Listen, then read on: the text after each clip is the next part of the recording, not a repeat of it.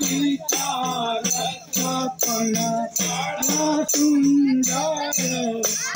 अरे गैया देखली डहरिया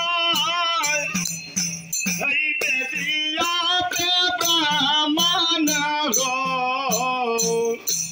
सखी को छावा में हरियर तू बीता मावा गाव दे लागे हो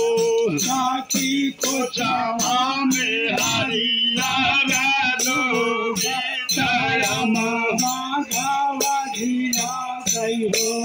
अरे गैया तो यही तोरा लक्ष्मी बेदिया पे पता गुरु नारायण हो सखी को जवान तोरे यही बात मामा होली लगे हो सखी को छावा में तोरा यही बात मामा होली लगे सखी को छावा में तोरा यही बात हरी लगे हो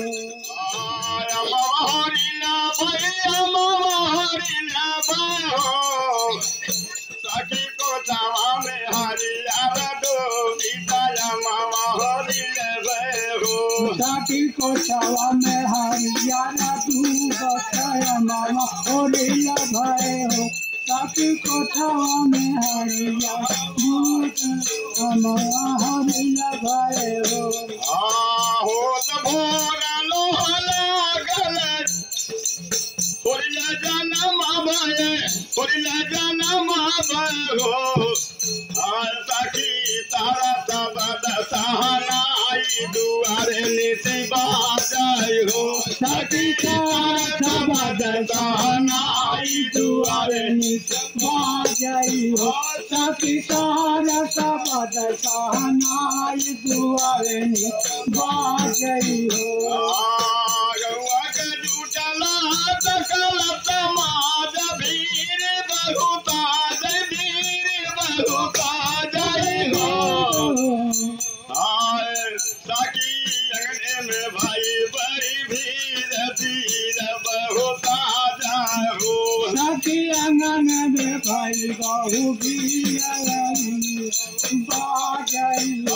सखी अंगन में भाई बड़ी भीड़ अंगन बीच तोहरा हो सखी अंगन में भाई बहु बाजाई जात करे दान बहु पायो सखी दिया बलला ना तोहार परम सुख पावाय हो सखी दिया बलला तोहार बहुत सुख पावाई सखी दिया बलला तोहार बहुत सुख पावाई हो सुमिरन दास तोहर गावई रजी लगावई हो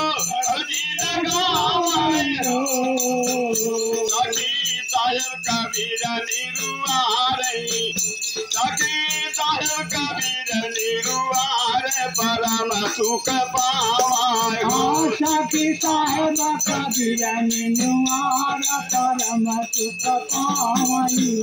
सखी साहेब कबीर निरुआर परम सुख पावाई हो गुरु साहब की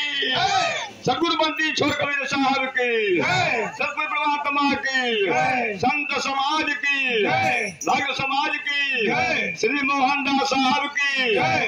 इनके बाल गोपाल की जय गुरु गोविंद की जय माता पिता की और जंगी लाल की